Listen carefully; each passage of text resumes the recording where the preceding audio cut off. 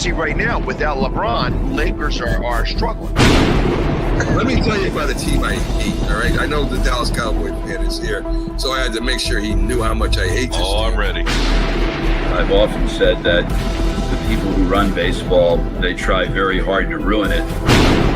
I'm from Brooklyn. I don't have a problem saying it to his face. Oh, I'm from Brooklyn. Hey, get any...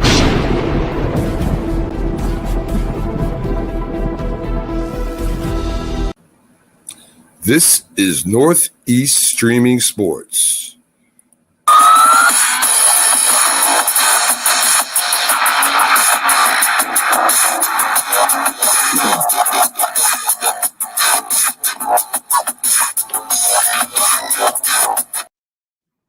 Good evening, everyone, and happy Friday Eve. Happy Valentine's Day to everyone tuning in today. This is Prim and Proper Sports, and I'm your host, Sonia, coming to you once again with all the NFL, possible NBA news if we get to it, and MLB news across the sports arena. Tonight, I have the very special honor of once again welcoming back to the stage Big Mike, host and producer and extraordinary creator of the ManCave. Hi, Mike. How are you tonight? I'm good. How about yourself? I am doing well. Thank you so much for joining me. I hope your day has been amazing. How's the weather out there in Ohio? It's all right. I mean, it's starting to get cold because it's, gotten dark now. So it's starting to hit them low temps. Yeah, those low temps are something else. And by the way, speaking of low temps, go ahead and download the Roku app and find Northeast Streaming Sports so that you can find 24/7 sports without the cost of cable. Shout out to Mac and Linda, the producers over there who make this platform possible. So, and for you all tuning in on YouTube, please comment, say hello, come on in, as well as Facebook and all social media platforms. All right, Mike, we got a lot of stuff to cover tonight. Unfortunately, we have to start out with a little bit of sad news. The Kansas City Chiefs, who were celebrating their Super Bowl win today in Kansas City, during the parade, which was packed with lots of spectators, including children, school age, and young children alike, when an act of violence has occurred. Right now, there are 3 gunmen in custody and 21 people have been shot, including 1 person has been deceased. This just seems to be the narrative in America, unfortunately, whenever there's some large event that you can't help but be feeling uneasy, but you should not feel that way, especially at the height of such a celebration. What are your thoughts? I agree. It's crazy to think that, sports brings everybody together and then things like this happen. So then it starts ruining it. It starts making it harder for us to be like, let's take our kids to celebrate this event. Let's do this. Let's all go do these things. And you have the tragedies that occur at these events now. I mean, I've always been hard pressed to believe like you win a championship. Why are you flipping cars over and burning down your city? Like I never understood that whatsoever. You're not mad, you won, you're happy. So why burn everything down? But stuff like this has got to stop. I get people have mental issues and problems, and that probably is a reason why some of these things happen. But we got to come together. I mean, sports brings us together. All races, nations, everybody comes together over sports. And it's the way to get away from all of this. And so to bring this, it's horrible. Now, there's a look in history. This is probably the largest shooting that has occurred. However, the Cavaliers, when they won their championship in 2016, 1 person was injured. But as recent as 2019, when the Toronto Raptors won their championship, unfortunately, 4 people were shot during that altercation. This specific incident apparently was a brawl that came on amongst some youngsters. They don't use fists anymore. And to have 3 gunmen, I seriously doubt that's a mental health thing. That sounds almost gang related or something to that, unfortunately. And I just feel like lawmakers or whoever, there's no law or anything out there that's really going to curtail this other than just good home training. Because if you really want to get a weapon, let's just face it, most of the time when crimes are occurring, they're not by law-abiding citizens that are getting these weapons legally. Exactly. Like it's going to happen no matter what. Can't just sit here and say, oh, got to take the guns away from everybody, do all those things. That's not going to change. Right. Like I said, right. You say drugs are illegal, but you can get drugs easier than anything. Just Than say away we aspirin, go. right. That's true. It's just one of those things. So of course, I mean, I hate to be cliche, but our thoughts and prayers are with the city of Kansas City, and especially whoever that person was that is deceased, their family and friends, and all those people who are currently being treated at Children's Hospital. Go figure. They said it was packed with at least 15 children out there. All those people who are suffering from gunshot wounds and who are being currently treated, and the doctors and nurses that are administering to them. The Chiefs probably do need to come out and make some type of public statement. I was on with CJD Simone earlier, the painkiller, along with Mac and Jim Jeffcoat and Bo, and they all were agreeing like this is one of the situations that, you know, it just needs to be addressed. I don't know if it's going to slow it or curtail it, but a statement needs to be made. I mean, this is absolutely devastating. So again, our thoughts and prayers are with that organization. Another shocking news this afternoon, prior to the shooting coming out, looks like the 49ers have decided after losing the Super Bowl that Kyle Shanahan was quoted as saying Steve Wilks does not fit the 49ers regime. How does someone who leads you to the Super Bowl suddenly just not fit? I'm confused, Mike. Help me out here. I need a scapegoat, and he's it. That's exactly what this is. I mean, they're saying, oh, well, the scheme, blah, blah, blah. Listen, here's the deal. He had the Niners in the top 5 defense all year long. I mean, they were doing crazy things on defense. So you can't say all of a sudden, oh, well, we had a 10-point lead. It's all on the defensive coordinator. No. Listen, Right. Kyle Shanahan, to be honest, every single bit of this blame is put in your hands and your hands alone, because anybody that has the top rusher in the league, the running back in the league, and comes out and throws the ball 6 times in 2 drives after halftime, that's your fault. Your fault, Right. because you Right. should have ran the ball at least 3 times. I mean, I'm not understanding why, 4 times to be honest, not understanding why you didn't do that. I'm also confused on the whole, how did your team and you not know the rules for the Super Bowl overtime? Because KC Yeah. said they knew it, and they were training in training camp knowing this stuff. I mean, come on. Let's stop doing all this blame game and, well, Steve Wilks, you just, no, come on. That defense was rolling in that first half doing the thing. It was the offense that slacked and put all the pressure on the defense. And again, no holding calls for an entire game for a team. That's something else in itself. But Right. can't blame that all on Steve Wilks whatsoever. I think it's the Shanahan curse. You know, they kind of have him like since the time he was in Atlanta, got him to the Super Bowl, conveniently left the playbook at the airport when they played the Patriots. And then he basically knew he was bouncing out to San Francisco anyway. San Fran just seems to always have an issue. Last year, it was the fact that their quarterbacks were injured. We saw Christian McCaffrey out there making passes. Yeah. And now we look and suddenly Steve Wilks does not fit. Like, I'm so confused. What about your OC? Like you said, it's an offensive thing and not knowing the rules. Speaking of those rules, the NFL is so complex at times. I remember not too long ago that the overtime rules were akin to sudden death. You go, everybody, you know, gets the ball or whatever. If you make a field goal, the other team gets an opportunity to either tie it or beat you with a touchdown. Now it's like, even if you make that touchdown, the other team's got to get the ball. And then you got an opportunity to tie it. And then if that's the case, then it comes down to sudden death. Too many rules, too many different scenarios. Once again, another example of how the NFL has changed and started to literally take the enjoyment out of the game because of all the extra rules. What are your thoughts on that? Thing is, this rule should have been changed a long time ago. It should have been that rule a long time ago, because everybody was mad. All right, so if a team takes the ball and they go score a touchdown, that's it. That's the end of it. Their offense doesn't get the chance to rebuttal. There's none of that.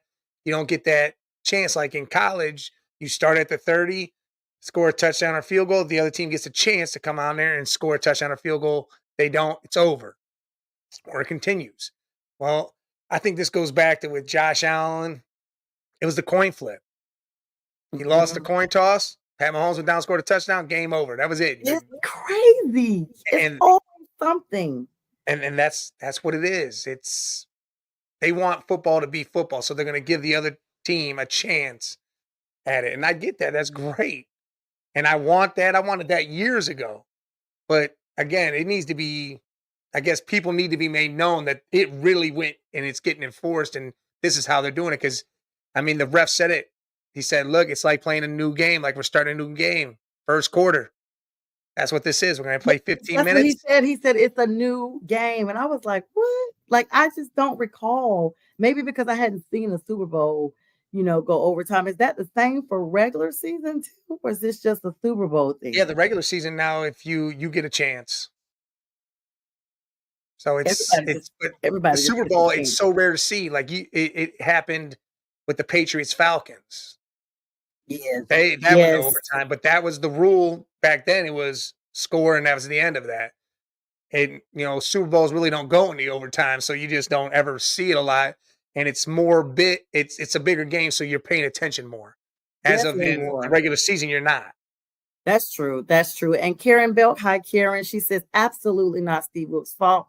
He had the defense playing strong till the end, and he did. Steve Wilkes has gotten a bad vibe and gotten a bad hand of cards, I should say, in my opinion. He's with Carolina for a short stint, was doing well, was getting us some good wins, and then suddenly now, he's gone. Then let's back it up. Arizona, when he was with Arizona, no one's giving him a full contract to prove himself. And so, unfortunately, you have situations like this one. But to me, you are, for all intents and purposes, the Super Bowl runner-up. Really? You're going to be fired? I'm confused. Like, that defense looked better than they had looked in a long time. To go toe-to-toe with Patrick Mahomes and to keep him kind of closed off and to be able to cover Pacheco and also do double coverage on Kelsey to the point that Kelsey didn't even receive but one catch the whole first quarter, and it was for 1 yard because it was almost like Mahomes knew the coverage was so good not to even target Kelsey. And now the defense is not what the 49ers are looking for. I'm so confused. And it's Steve Wilkes is what they call a fall guy. Everywhere he goes, they bring him in just to be able to fire him to say he was the reason why they didn't win, so they don't have to worry about getting rid of the head coach, don't have to worry about doing this or that. They make him the fall guy. And it sucks for him because, I mean, he's been in Cleveland. He's been everywhere. But he's never had that fair shake like you're saying. He gets a year and then, all right, get out of here. We got something better coming in. They don't ever allow him to grow and have his own thing before they're getting rid of him. And the sad thing is he's from the Charlotte area. So he would have been a great fit, in Carolina. The fans still miss him. And in fact, when stuff happens, they're like, yep, because of how Carolina did him, it's just bad karma at this point. Yeah, I don't know. It's just like, man, it's just so much. It's so much. And it's just hard to fathom. I guess one time he's just gonna need to just go off on somebody. Maybe they'll take him seriously then because he looks like he could do that. Well, yeah, and he's very quiet. That's another thing. He doesn't get loud. He's not that typical D coordinator that's yelling and screaming on the sideline. Right. I think that's the difference because he doesn't get like that. Right. That's why they put him in the box halfway through the season and then brought him back down. But Yeah. he doesn't, and he's not a vibrant person. We never even saw him. For the most of it. And speaking of yelling and screaming, we saw Travis Kelce literally curse out Andy Reid on the sideline. Now, Andy Reid, who is a seasoned vet in the league, he's not only seasoned because of his experience, but he's like 71, 72 years old. And Travis Kelce was unrestrained to the point that one of his teammates had to pull him back. Andy never saw it coming. You literally could have caused serious injury to him, just how close he was up on him. If that had been Dan Campbell, I think Dan Campbell would have grabbed him by the neck and got him together. What are your thoughts on how Travis, behaved? I mean, yeah, he's come out and apologized or whatever, said he was caught up in the moment. But to disrespect your coach on a public platform like that is unacceptable. Listen, he did. He touched him. He bumped right into him and almost pushed him over. That's the whole point here is let's take it back some years. Everybody remembers a man named T.O., correct? Yes. We all see him, his escapades, screaming, yelling, dogging coaches on the sideline, throwing shit everywhere. All of media got in T.O.'s ass over it, right up in it. Why'd this man do this? Well, look at him. He's acting a fool on the sideline, yelling at coaches, disrespecting everybody. Travis Kelce does it. Everybody's like, oh, well, you just in the passion, just that.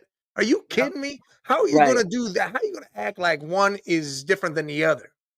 Right. And It's then not. T.O.'s on Y'all Fix My Life, not crying and going on. He was a few years. Well, yeah, he was boo-hooing my you know, quarterback, but still, how are you going to yes. sit there and say Kelce and what he did? And this wasn't just a primetime game. This was everybody and their mom was watching. Even if they don't like football, they watching this game. That's the And hi, Miss problem. And then Miriam. he acted that Yes. way, and it's inexcusable. I don't care, heat of the moment or not. Yeah, she's right. It's very sad. And hi, Miss Miriam. Thank you for tuning in. Good to see you. And Karen also said sad day in Kansas City. And I don't know. Do you think Steve Wilkes finds a spot? Someone's gonna bring him in again. He's that fall guy. Someone's gonna bring him in, play DC, do that. Someone that needs him or someone that's just building a team up or whatever. And then eventually, when they find the guy they really want, they'll fire him after the year or two, and then that'll be that. And it sucks that it's like that with him, but it seems to be that's the trend, and he's that one guy that does it. It's just so sad because, of course, the league across the border is full of talent everywhere. But then you just seem like you kind of see the subpar coaches that just continue to stay on. I mean, look at like how Salah is up in New York, with the Jets. This is probably going to be his last year. They kept extending Mike McCarthy. They give a little more grace to the head coach. But then and they say defense wins championships. Like, they literally could have won this game would it not been for offensive fumble by Christian McCaffrey, who's blaming himself now. Now that the adrenaline has gone down from the game, he's having an opportunity to look at exactly what happened. Big, big, big fumble. Almost, to the point of scoring, and then you fumble that close into the goal. That was just pitiful. But then you look at Ray McLeod, who also had a pivotal turnover. So I think it's not one specific turnover, but it's the collection of turnovers and poor ball management by the 49ers, which is all offensive, which cost them where they were now. But they said that, they received the ball first because they were trying to allow their defense to rest. They said their defense was tired.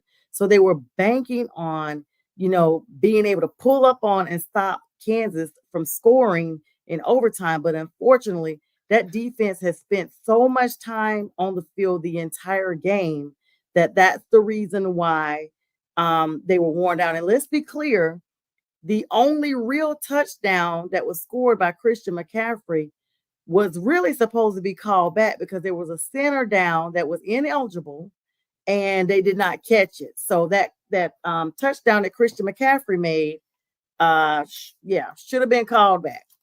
Well, yeah, that you could have said that. I mean, you could have said some of KC's plays could be called back as a holding. I mean, but again, there's stuff that sneaks by and everything. But my whole thing, their reasoning for saying they wanted the ball first was to give the defense rest, right? Okay, I understand that to a point. My thing is you expected your defense to stop Pat Mahomes having 4 downs. Yeah. See, when you get the ball second, you have 4 downs to get your first down because you're going for everything, especially if the other team scored. You're not stopping. And if your team hasn't stopped them for an entire half, I'm sure in hell not doing that. I'm putting them out there first because I want to know what I have to go do. Yeah. Because if Pat Mahomes is going to go score a touchdown, cool. I have 4 downs every down, going down to do it. They milked it down to 7 seconds. And I just knew because, they got that 4th and 1. And I was like, okay, they're technically in field goal range. They could just go ahead and kick it and tie the game. They were not doing that. They pulled a Dan Campbell where they were like, we're going to end the game right here. And they went all or nothing, passed it to Hargrove, who is a former Jet, and got it done. Like, I'm telling you, it happened so fast and so smooth that I literally was sitting there like, where's the next play? Not even realizing that it was game over. You know what's crazy is Hardman was a Kansas City Chief the year before. I wondered He about got that. released, went to the Jets this year, and then the Jets released him, and he signed back with KC. And the KC tried to get Bieniemy, and Washington blocked them from interviewing him to come and work with them when they were going, to the playoffs. And then Washington ended up releasing Bieniemy, so now Bieniemy is jobless. But the word was he was at least still having conversations with the offense and all the coordinators and stuff like that in Kansas City, and it shows. I guess he may have a job back with them after all, but Oh, yeah. I mean, they came into this game where the 49ers were favorites. It started out 2.5 points, but by game time, it was down to 1 point. I don't even know how that was supposed to be possible. But they always say you don't bet against Mahomes. But honestly, the way the 49ers played at first, they really could have won this game. Oh, 100%. 100%. Again, to me, if I say the real turning point of the game is those first 2 drives after halftime where they just didn't run the ball. That's when they lost. That's when they decided to lose this game. Yeah, and Karen says there's not many NFL coaching spots left. Nope, there are not. Maybe Steve would go to college level, just a thought. See, and that's the thing. You got people like Bill Belichick, the great, who is still jobless at the moment. You have Bill O'Brien, who went to Ohio State as a coordinator, but then just left, not even a month in, to go head coach at Boston College. So perhaps maybe Steve could go to Ohio State, but I just really hate that because it's so hard to go from a coordinator perspective to college if you're not actually head coaching. What are your thoughts on that? Well, Bill O'Brien did leave, right? Went to Boston College. He was going to be the offensive coordinator at Ohio State. Right. Left and went to Boston College. He's the Chip Kelly coach. left a head coaching job at UCLA and is now the offensive coordinator for Ohio State. So Ohio State's covered. They're sold up then. They're good to go. But Wilkes, I mean, he could go down there and be a coordinator, and it'd be a different game because, again, it's younger kids. It's a different atmosphere, but it could possibly be that way. And yeah, Bill Belichick doesn't have a job, but I feel like that's coming. That's next year's thing. He's still around. It'll be next year's move. Just like Vrabel. Vrabel doesn't have a job either. And you know what they said? Because they were intimidated by his size, is what their excuse was. I saw that because his physique. What? I was like, this dude looks like Fred Flintstone. What are you talking about? That- They say he's very commandeering, like just his host. And I mean, I didn't see it. I've seen him in person at a Titans game, and I was pretty close in. But I guess, maybe the locker room theatrics are a little different, and I mean, maybe it's just Have kind they of like seen Dan Campbell? That dude's big too, played in the league too, and he's very, very aggressive. Yes. Yes. Even like Mike Zimmer, who is now hired in Dallas as their defensive coordinator, the former Vikings coach who actually finished in the top 3 of the Vikings. His last year was 2021, Mike Zimmer. And now he's the defensive coordinator. He and Rex Ryan were competing for that spot in Dallas. Rex, according to Adam Schefter, was basically going to be the sure win, and he had to back it up on the Pat McAfee show because Rex did not get the position. He's still going to be an analyst coming up this next football season. And so you look at stuff like that and you realize that even though it looks like there's a coaching carousel, those positions really are not that open like we think. We got to wait on Mike McCarthy to see what he proves with him being a lame duck this upcoming year. We got to look at Robert Saleh up in New York, those teams. We even have to look at Philadelphia. We have to look to see those teams who their coaches are on thin ice to see where Belichick moves in. He already has a good relationship up there with the Giants franchise. So it's not, shocking to see him there. It's also not shocking to see if Steve Wilkes perhaps lands a position somewhere else. I don't think he would be a head coach because he really has not proven head coach tendencies, but at a minimum as a defensive coordinator. What are your thoughts on that? I agree. He will be a defensive coordinator somewhere. And the whole thing with Belichick and the weight game, McCarthy, the reason why Jerry Jones did that is because, in the NFL, when you hire a coach, their contract's guaranteed, whether you let them go 5 games in or they do their whole contract, you got to pay them. So he wasn't gonna if he wasn't gonna get the guy he wanted, he wasn't gonna get rid of McCarthy. He was just gonna run that through him and Dak, and then at the end of that, they're gone if they don't do what they need to do. The Philly situation, I truly believe this is it. If Sirianni doesn't make it happen, he's gone, and I think that's the perfect, 100% perfect spot for Belichick to go to. It's already got the skill position players. It's got people. It's got his defense. He just work on some stuff, bring in who he wants. I think that's the perfect landing spot for him. And I thought they were going to have, Karen brought up Ron Rivera. I thought that the Eagles were contemplating speaking with Ron. I don't know what happened with that. You know what's crazy is I thought he went to Dallas. That was in my mind. I heard that he had went to DC there, but you said Zimmer, so I'm like, all right, well maybe Zimmer. Yeah, go. Zimmer. Well, let me just make sure. Let's just make sure because I know it's you're not probably all right because I don't pay attention to a lot of Dallas stuff. Coordinator. So Ron Rivera. Yeah, no, he doesn't have a job right now. So see, I thought he went somewhere because I thought he switched spots with Dan Quinn because I was laughing at that if that's what happened.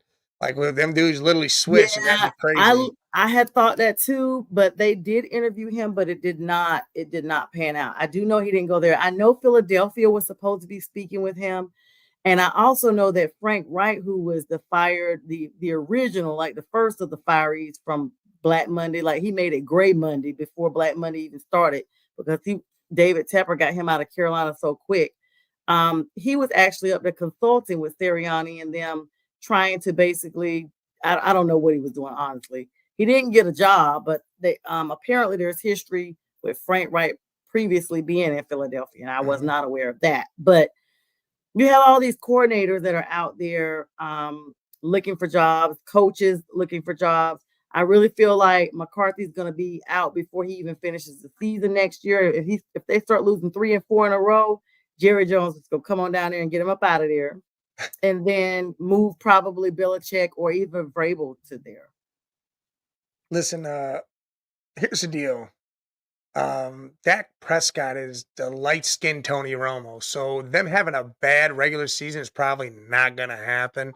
So they're going to probably hold off, and it'd be the whole year because the red tape with Dak is so ridiculous that he couldn't trade him or do anything with him if he wanted to.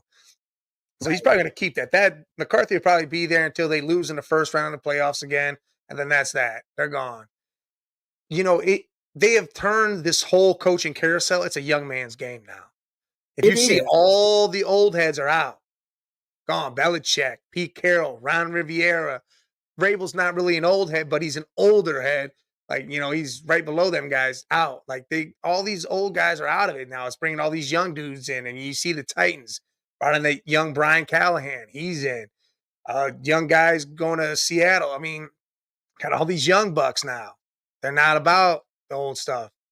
So I don't know. We'll see. We'll see how it all works out. But again, I think Belichick will get one more run, and it'll be in Philly once they have that collective of whatever the hell they got going on over there, because they brought in every different piece or old head piece that they could find to help Sirianni.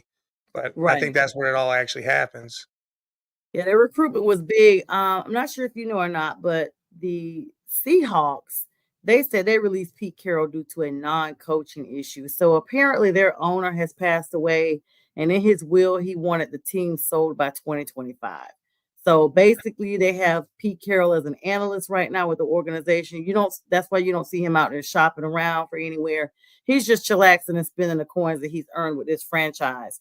And so he may not even be in the topic of conversation as to, getting another job or whatever.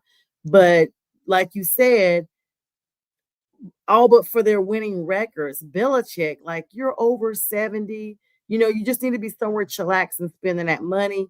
It's even if he gets a head coaching job, it's not going to be another Tom Brady dynasty. I do not see that because at the end of the day, I don't think it was the Belichick way like a lot of people thought. I think it was the Brady way, and those two learned off of each other, and Tom took what he learned from Belichick and made it in Tampa Bay and got what he needed to get and then left. Because we saw Belichick struggle with even bringing in the likes of Cam Newton. He had Jones up there. We've seen him with a plethora of quarterbacks up there, and none of them, even Stidham, when they got them out of Auburn, and we never saw anyone make the run that Tom Brady did. My thing with that is people need to understand Belichick's not an offensive guy whatsoever. Whatsoever. He won Super Bowls being a defensive coordinator for the Giants. He doesn't like the offensive side of the ball like that. Doesn't care for it. If you think about Brady and his Super Bowl wins and how it all came about, he had some of the best defenses. And he had guys that that Belichick coached up that probably would have been nothing without Belichick. So yeah, Brady did a lot, but I believe Belichick helped him with that defensive side of things very much. Because if you think about it, Matt Castle, when Brady went down, Matt Castle went, what was it at 16? He went 11-5 or something that year that Brady went down. So it's not like it can't be done. I just also think he had a bunch of trash he kept wheeling in there. Cam Newton at his age or at where he was, to me, Cam Newton was just that one-hit wonder. He could do it all, did everything he could 2015, and then you're old news, you're done. That's it. Mac Jones, every Alabama quarterback is trash.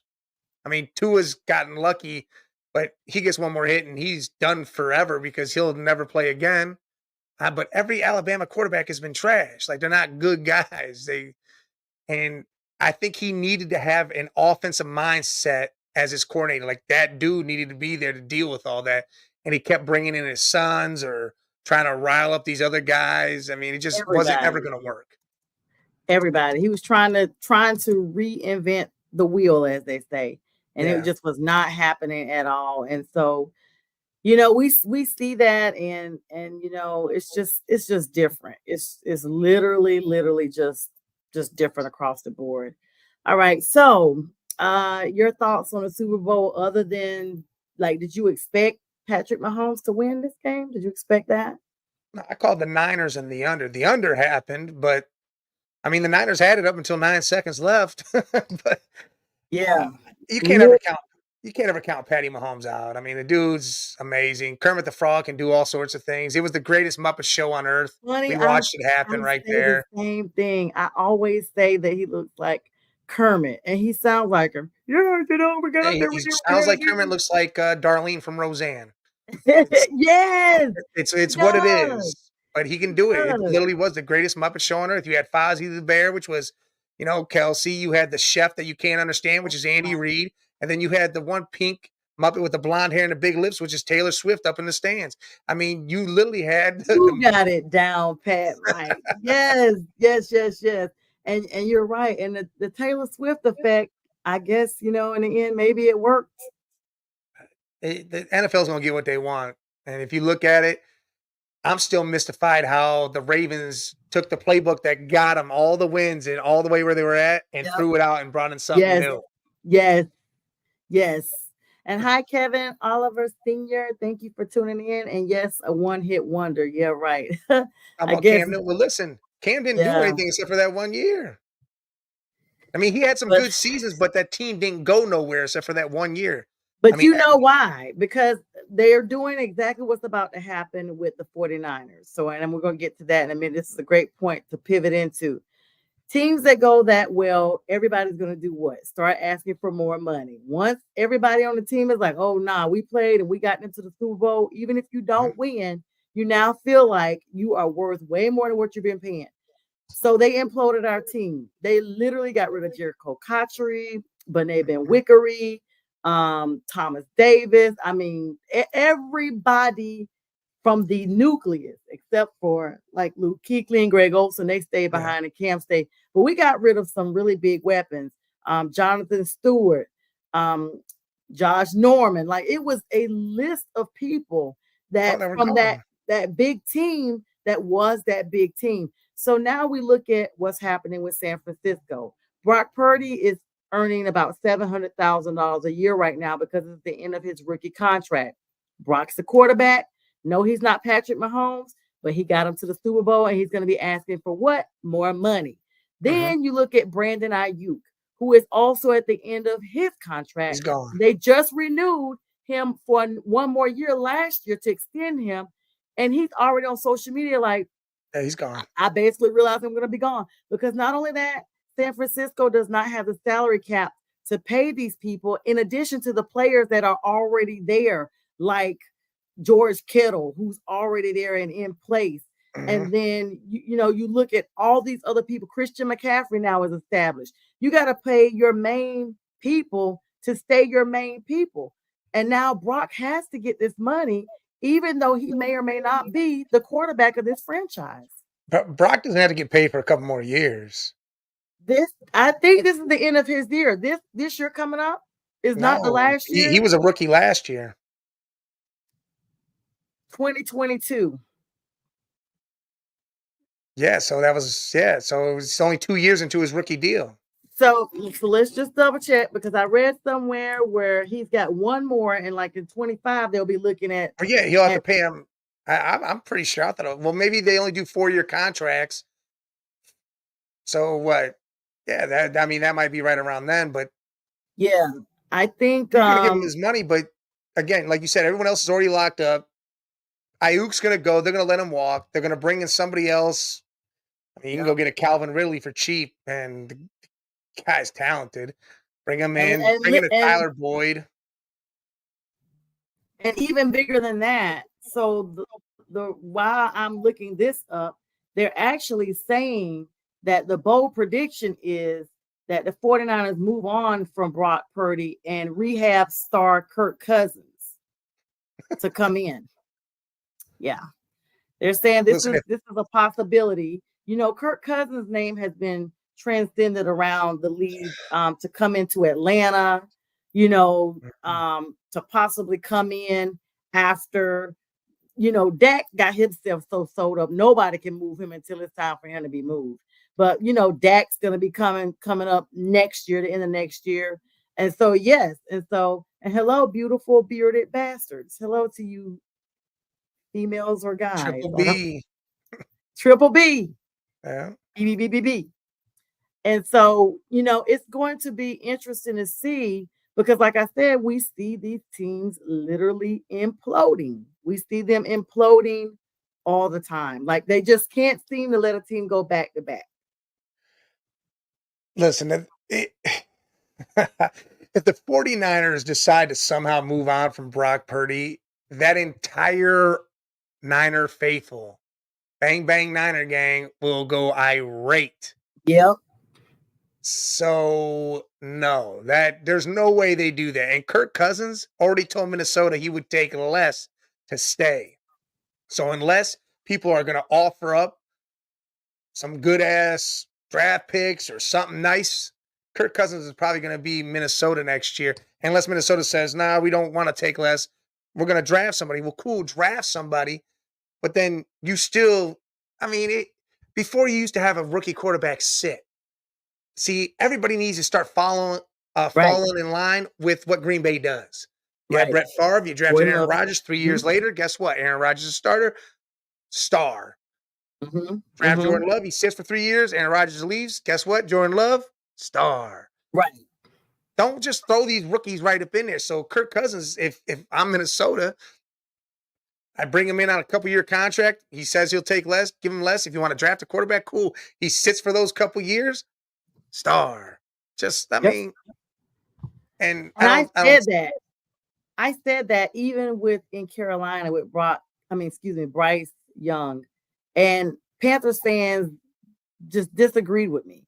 They were like, no, if you basically, bench a rookie quarterback and you sold the farm for him or whatever, then it messes with their confidence. I'm like, but how would they not know the game? They're not going to know the game coming from college. It's a different animal. So you want them to come in and already know the system? That's crazy. And especially with an O-line like ours, you're going to get them hurt. Here's the problem. Again, where'd Bryce come from? Alabama. Come on, that's a Saban thing out there. And plus, every quarterback from Alabama has done nothing in this league. Absolutely nothing. Tua has a superpower team over there with the fastest wide receivers, and that's why he's doing something. He has running backs that can do things. Different story there. You guys should have started Andy Dalton. Just let Andy Dalton play and put Bryce there and let Bryce sit, because, again, NFL is faster. It's a lot crazier than the college is. And he is small. He is short. and your Very offensive line tiny. is trash, and he's lucky he didn't get killed. So they should have sat him, let the red rifle play, let the year do his thing, because you guys weren't going to do anything anyways this year. So allow him to learn, watch the speed of the game, and maybe, all right, halfway through or towards the end, get him out there and let him get some gameplay. But you guys literally set him up for failure already Yep. because you threw him out there right to the Tigers, and them Tigers ate. Yep. And I said that, and people disagreed with me, and I was like, no, he like our O-line is A shiny trash. new toy thing. You're setting him up to fail. Yeah. You're setting him up to fail. No one, I've been in groups, no one wanted to hear that. Oh no, like now we see we only won 2 games. So maybe, next time seeing will be believing. But I digress because now the damage is done and we Yeah. are at the end of a season. Thank God. At the last game, Mike, I cried. I don't know if I was crying because I was so happy it was over or so sad that once again we're losing another game. But it was like so emotional last year. And I was just like, I'm just so glad this season's over with. See, I'd have been So crying glad. because y'all lost all that and are getting nothing for it because it goes to the Bears. That's what I'd have been crying about. Like, You holy know shit. what? When the Bears got ready to trade that pick, they looked at the situation. They had somebody to come in and analyze. And they were like, let's see. They have a horrible O-line. They're getting a 5'9" quarterback. They're getting an Alabama quarterback. They don't have Christian McCaffrey anymore. They're giving us DJ Moore. They were like, oh, you know what? We're going to get this pick right on back. Go ahead and give it to them. Yeah. And that's what they did because this year's draft class for quarterbacks is going to be insatiable. You got Jaden Daniels, Caleb Williams. I mean, people are not sold on JJ McCarthy, but he's there. You got Frank Michael May. Penix Jr. You got Oduzet. You got a lot of people that are, at least a good 7-8 people that should last through the first round that everybody should feel like they got a top pick, when a draft comes around. So I don't know what's the Browns gonna be doing. What you guys looking at for a draft? Well, we don't have a pick until the 3rd. So in reality, we're going to be looking to add some speed to the wide receiver room. We're going to linebacker and probably just plug and play some different positions. We don't have a lot of work we need to do. I mean, if we're healthy, we're good to go all around. I really think in free agency, we're going to try to move some money around, pick up a wide receiver 2, maybe grab a linebacker in free agency and put them in there and see what happens. But That's definitely good. What's the situation with the quarterback? What are you guys gonna do there? no, Deshaun. So I read somewhere. So are you guys gonna just Flacco's done? That was it for him? If I'm the guy saying yes, I'm saying he's done because I don't want Flacco on the team. And then every time Deshaun throws an interception or if we lose a game, you hear the chants from the crowd, the city's, oh, put Flacco in. You don't want Deshaun looking over his shoulder every second of every game that if he does something wrong, everybody's chanting the other way. You don't want that. Yeah, and that's what I read that there will be a quarterback issue in the locker room. If you Yeah, got so you're half not the team that wants Deshaun and half that's still loyal to Flacco, but Flacco looked good until he didn't. He showed us, the reason why he's in retirement. But Karen has a good point here. She said Brock Purdy's last cheap year is this coming year. Yeah. So can't be extended before the end of 2024. That's what I was saying. In 2025, I thought that's when they were saying his year is up. So is that what you're saying, Karen? But yeah, that's what I'm saying. Like they didn't have to worry about spending money now. Like they don't have to Right. spend money right now on him. I got you. Okay. And then she's also said that Drake May's projected to be 3rd pick in the North draft. Carolina's quarterback. Yep. And I here's forgot the about thing. Mays. If people are smart, I'm not drafting Caleb Williams anyways. That dude is a prima donna. The dude cries if he loses. He's the one that Runs gets to his his nails mom, goes painted, and hugs his right? dog and stuff. I'm cool on that type. Is He's got he an the one amazing that has talent, his but nails painted black? yeah, Okay, yeah. But he needs a coach like Dan Campbell that's going to make him a man because this dude is something else. And I don't think the Bears draft him. If the Bears draft him, they screwing a lot of things up for themselves. I think I'm trading that pick. Whoever wants Caleb Williams and wants to move up a couple spots, do that. Draft Marvin Harrison. Draft the O tackle from Penn State with our 9th pick that we got. and get weapons in an offensive line setup and let Fields have a run at this thing. Yeah, the word was they may try to go after Cousins if Minnesota doesn't keep him and get rid of Fields. And just when Fields is starting to come into being okay, because for a couple of years, Fields was like he didn't want to be there.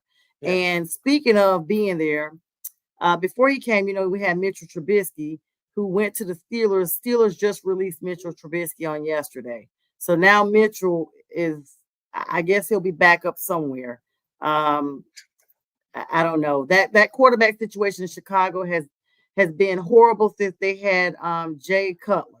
Like, even with him, he didn't care. I don't know when the last time they had a really good quarterback in Chicago. They're a defensive team anyway, but nonetheless, that, I don't know. I feel like just when Justin, literally no pun intended, just when Justin is saying, hey, I'm good to be here, that's when they're actually, the talks are being considered about them with this number one pick. Because with them having a number one pick, they could really get a lot for it, more than what they got when they gave it to Carolina. Yeah. Yep. And again, if they're smart, they keep Justin. He's already, you don't got to pay nothing right now. You're already paying him. Let him play. Put another weapon out there. Build up your line. And again, in a couple years, if Justin ain't it, then Justin ain't it. Then you get a quarterback. But at least you have everything set then for that quarterback to come into. Not, hey, when you get a quarterback, still not have the line, still not have no weapons, and still suck. Yeah, there's a lot of teams that need a quarterback. You look at New York with that whole DeVito and Zappi and all those guys up there. New York needs a quarterback. Atlanta needs a quarterback. I mean, those teams are not high in drafts. I think Atlanta will be drafted number 7 or 8. They'll probably be lucky if they get Michael Penix Jr. by the time they draft, unless they're able to switch and give up some people. What are your predictions? I know the draft is a few weeks away, but I mean, it's really not that long away when you think that we're only a couple more weeks before February is over and the draft comes up in April. Yeah. What are your thoughts on, teams that need a quarterback? Where do you see people going as far as these top 3, 4, 5 quarterbacks that are to be drafted? Well, I think someone trades up to get Caleb Williams, so he'll go one regardless. And unless the Bears say screw it, we're just going to keep it and take Marvin Harrison if no one's giving us what we want. But Drake may probably go to Washington or Jaden Daniels, and then Jaden Daniels will go to New England. That'll interchange, so it'll be 3 quarterbacks right off the rip. Mm-hmm. And then you got the Cardinals; they're not drafting a quarterback. Right. You got the Chargers; they're not drafting a quarterback. They got Herbert. If I'm right, the Giants are right there, so the Giants are going to take a quarterback. And then 7, I forget who it is, but they're not doing that. Falcons at 8. So I mean, there's going to be at least 5 quarterbacks gone in the top 5. It's funny, real quick, that you mentioned the Chargers would not be taking a quarterback because now they have Harbaugh there. Mm-hmm. But there was a rumor out that they still, even though with Justin Herbert, they still were thinking about taking J.J. McCarthy because he's familiar with Harbaugh's way of coaching at Michigan. And he could bring him in, have him kind of shadow Justin Herbert as a good backup. And then maybe, once Justin kind of gets ready to move on, he could bring him in. What are your thoughts on that? I think that's stupid as hell. I've seen it. I've seen it on 2 different. I saw that rumor, but the thing is, if they can go back a little further, Harbaugh loves Justin Herbert. Absolutely loves this dude. That is one of the main reasons he said, I want to go coach the Chargers. And he used to be a Charger. Yes. But he loves Justin Herbert. In college, he said it before. He loves Justin Herbert's game. But look at their initials, JH. Yeah. They got the same initials. and he's not going to do that. He said JJ be picked early, and JJ he'll probably get picked in the top 10. Who knows? If somebody really does their draft study, they may grab him and say, hey, we like him over this guy. So that might be a shock. He might be one of the guys that's highly drafted. He could go to Atlanta instead of Penix. Because people are saying Penix, after that performance, dropped down a couple of rounds, which he dropped down. The injuries showed up. They found out, he's basically been injured in every quadrant of his body, both shoulders, knees. Yeah. Like, that's going to make his stock go down. And he has to go to the combine, too. We still don't know what his combine numbers are going to look like when that's coming up right around the corner. So See, the combine's a big thing, but I think it's just more people just going out there and watching people do things. It's not huge to me. I'd rather see somebody play. you That's know, what's this huge to me. well, you remember Colin Kaepernick, it came out during the combine that he had foot surgery that he didn't reveal earlier. Mhm. Um, I think he slipped and fell at Candlestick Park or something to that effect, and that's when it all came back out. But they talked about that was something that they didn't realize during the combine. So, Dan Patrick's always out there running, showing that he can still do the 40-yard dash Oh, or you whatever mean Rich dash. Eisen? Yeah. Yeah, Rich Eisen. Yeah, I'm Yeah. always mixing him and Dan Patrick up. Rich Eisen. And so you look at that, you got to look and see that this is their way of, yeah, they're out there in shorts and t-shirts, probably no shirts on or whatever.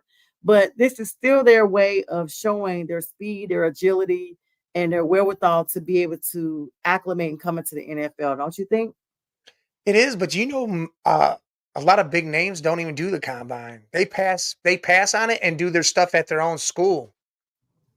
They I do wonder all the what same high things at the school. combine, but they'll do it at their own school, like Josh Allen did. Right. Um, a bunch of them did. A bunch of players did that because they want their own guys to throw the ball to, select what they're doing, do all this stuff instead of, hey, I'm going to come there and then that's it. They do their own pro day and they forego the combine, It's and it crazy doesn't because if hurt you do them. the combine, seems like it could be a neutral party that would see that, but I guess I see what you're saying. But I mean, yeah, they do that. I mean, it doesn't hurt them. I maybe a little bit, but to me, it's still the same thing. Whether you can do it with that guy or this guy, they're looking at your strength, your placement, your ball placement, your accuracy, your footwork. So I mean, it's all in the same, I believe. It's all the same, and we're gonna definitely be staying tuned on that. So switching gears a little bit, Mike. NBA, we got the All-Star game coming up this weekend. Mhm. Big news there. Now I know you are a Cavs fan. Yep. What do y'all have anybody playing in the All-Star game? I can't Yeah, recall. Donovan Mitchell's playing in it. Donovan Mitchell. Okay, so that's going to be a big thing coming up. As far as the divisions right now, where they are headed, right before we came on, the Atlanta Hawks were playing the Charlotte Hornets, and the Hornets were up. I have not checked the score, but looks like Klay Thompson will not be leaving Golden State. Um, Kyle Lowry, who was with the Hornets for a brief stint, I Hornets got won. excited about him. Yay, Hornets. And so they have released him. It looks like the 76ers have already picked him up. Yep. That's crazy because, Embiid is out. And Embiid is out for at least 65 games with this knee surgery, not replacement. And so what are your thoughts on that? We're about to hit the pivotal point where people are making this push for the playoffs. I mean, it's a good move. They needed some veteran leadership for that point guard. I mean, someone to come off the bench and command the team when Maxi's out and stuff. So I mean, it was bound to happen. Plus, that's where he's from. He's from Philly. So I figured, hey, that's what's going to happen. I knew the buyout was coming. Again, that was just a money thing. You take him, you release him, you free up some money. I knew that was going to go down. And I mean, again, it was good. It was good that it happened. Yeah, I thought we were going to at least get someone has said that we might use him to get like 3 other players, but I guess it's nothing like freeing up money because at the end of Yeah. the day, that's what it all comes down to. Now, we've seen, I don't know, looks like Draymond Green is going to continue to be with the Warriors. Now, speaking of Warrior news, Steph's brother Seth is now a Charlotte Hornet as well. He took the court for the first time this week, and I saw him out there tonight doing big things in Charlotte, joining LaMelo Ball. And so, they're getting it done up there in Charlotte, as you said. What was that final score, Mike? It was 122-99. Yes, way to go, Hornets. Way to go. All right. So, like I said, we got the All-Star game coming up this weekend. Doc Rivers is getting a chance to be the coach of the East, only because even though Boston's number one, the Boston coach, Manzula, last year coached, and you can't coach back to back. So even though Doc Rivers is like probably 1-6 or 1-7 now since taking over, he's actually going to be coaching the Eastern Conference in the All-Star games. That's crazy. That's horrible. It's all because Adrian Griffin was going to coach it and then he got fired. That is stupid that they did that. Dumb. To be honest, they should have gave it to JB Bickerstaff then. Yeah, I mean, you got rid of Griffin, and it seems like the trajectory is spiraling down worse. Like, Yep. Like, this is crazy at this point. And so we see all these musical chairs because we saw a lot of people moving around right before the deadline. So what are your thoughts on that? I mean, the deadline's done. It's all done. Everything's done. But I thought more was going to happen. I was Yeah. shocked. I thought the Lakers would have did something. I thought the Heat were going to do something. I thought more things were going to move around, and it was like crazy that nothing really happened. Quiet. Barely It was anybody. a very quiet trade deadline. It was all right, average moves. The Knicks did most of the moving, which they have the pieces to do that. So the Knicks got way better, and they're going to be better. But yeah, everybody kind of just Yeah, the word was out just as a rumor mill that Trey Young may have been going to the Spurs to join Wemby, but clearly that didn't happen. yeah. But it's speculated at a minimum maybe next year that his time with Atlanta, if they don't start doing something pretty soon, that his time may be coming to an end with that franchise. So, like you said, a very quiet, like no, like nothing Yeah. really dramatic. I was shocked that the Warriors were not imploded more because of everything we've seen with them. I always say the Splash Brothers are more like just a tiny puddle now. It's no splash anymore. Yeah. And I really think a lot of that, to be honest, Mike, is not necessarily that they're not physically able to win games. I think it's because of the drama that has gone on with Draymond that has infiltrated that locker room, including his own behavior towards his teammates, including Jordan Poole. And I think that he is like the cancer to that team. And I've seen like people even blog, like, why do they even hold on to this guy? He's horrible. Well, he won't be on that team next year. I don't think Klay Thompson will be either. I think a lot of things will change in the offseason. Yeah, because they're going to need to free up some money. Because I mean, that owner was over the tax limit like for years to keep that team together, and now it's starting to go downhill. You're going to free it up. I mean, Draymond's going to go, Clay's going to go. You're going to get what you can and build around Steph again, because Steph will be the one that stays, and you'll try to build up again. But yeah, that team is definitely going to be done in the offseason. And what do you think? Do you think LeBron gets any help in the offseason? I mean, we know LeBron is kind of going into the twilight of his career. He's been trying to hang in there to play with his son. Bronny had some health issues earlier in the season, but he's been cleared to come back. And LeBron just wants to play with his son. But LeBron is getting up there, and we're seeing LeBron, in a lesser space than we've seen him, which is a natural progression of things. What are your thoughts on that? I think he's going to play. He'll be there until Bryce comes in there, to be honest. It'll be he's going to wait for the younger son. He already said once he hits like 40,000 points, he's going to shoot with only his left hand and 5,000 more points. So he's already Wow. stated he's going to be around, and teams are going to start gearing up because Bronny's probably not coming out this year Right. because he had a lackluster season due to the health reasons. So Bronny will probably stay again. I'm pretty sure. And then Bryce will end up in college with him, and they'll both maybe they come out together. I don't know how it'll work, That's but crazy. teams are going to start gearing up to try to get Bronny because they know once whoever gets Bronny gets LeBron is Yes, how they're going to look at it because LeBron will yes, go and take whatever rate cut, do whatever, and go there just to play with his son. right. And I'm just wondering though, like how that could not be the Lakers. Would the Lakers not be that organization that steps up to make that happen?